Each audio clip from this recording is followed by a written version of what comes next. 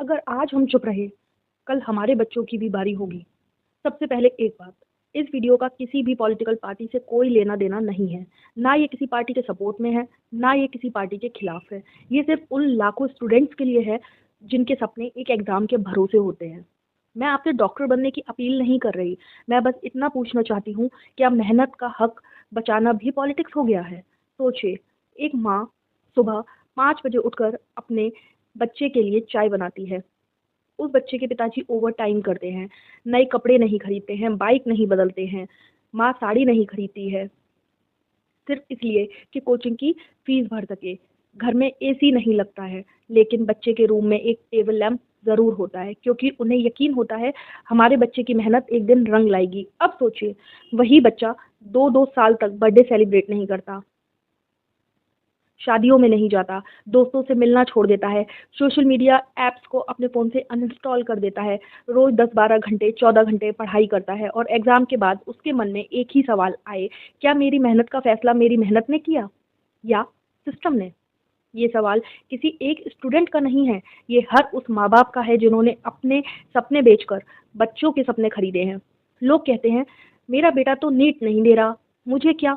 ठीक है, आज नीट है, कल यूपीएससी हो सकता है, एसएससी भी हो सकता है, बैंकिंग भी हो सकता है, रेलवे भी हो सकता है, या कल को आपके अपने बच्चे का कोई भी एग्जाम हो सकता है। अन- अन्याय कभी परमिशन लेकर घर नहीं आता। आज पड़ोसी के घर आया है, कल हमारे दरवाजे पर भी दस्तक दे सकता है। चलिए, ये बात है ना, तो मैं आपको एक कहानी सुनाती हूँ।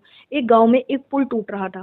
पहले दिन सिर्फ एक आदमी ने आवाज उठाई, बाकी सब बोले हमें क्या, हम तो इस पुल से गुजरते ही नहीं हैं। कुछ महीने बाद बारिश आई, पुल टूट गया। इस बार सिर्फ वही आदमी नहीं, पूरा गांव उस पुल के साथ डूब गया। समझ रहे हैं? अन्याय जब शुरू होता है, तब अगर सिर्फ विक्टिम ही बोलता रहे, तो एक दिन विक्टिम बदल जाता है। हम नीट प्रोटेस्ट के लिए इसलिए सपोर्ट नहीं करते क्योंकि हमें डॉक्टर बनना है। हम सपोर्ट इसलिए करते हैं क्योंकि हमें एक ऐसा देश चाहिए जहां मेहनत का रिजल्ट सिफारिश, गलती या सिस्टम की कमी से छोटा ना पड़ जाए। एक ऐसा देश हम चाहते हैं जहां गरीब का बेटा भी सिर्फ अपनी किताब, अपनी मेहनत के दम पर डॉक्टर बन सके।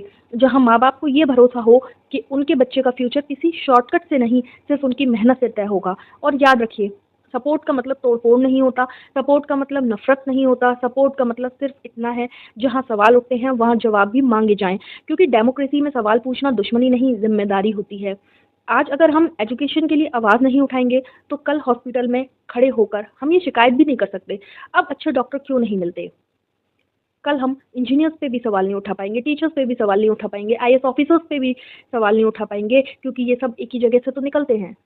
एक ईमानदार एजुकेशन सिस्टम से। और अगर वही कमज़ोर पड़ गया, तो नुकसान सिर्फ स्टूडेंट्स का नहीं, पूरे देश का होगा।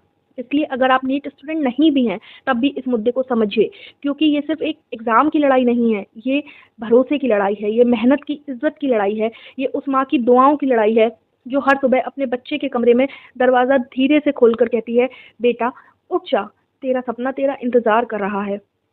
और हर माँ का ये सपना पॉलिटिक्स से बड़ा होता है। इसलिए एक बार फिर ये वीडियो किसी भी पॉलिटिकल पार्टी के सपोर्ट या अपोजिशन में नहीं है। ये सिर्फ इतना कहती है कि जिस देश में मेहनत करने वाले को इंसाफ मिलता है, वही देश सच में आगे बढ़ता है। Thank you so much for watching, for listening. और अगर आपको ये पसंद आ रहा है, तो इसको आप ज़्यादा से ज़्यादा शेयर कीजिए और मेरे वीडियो को लाइक कीजिए।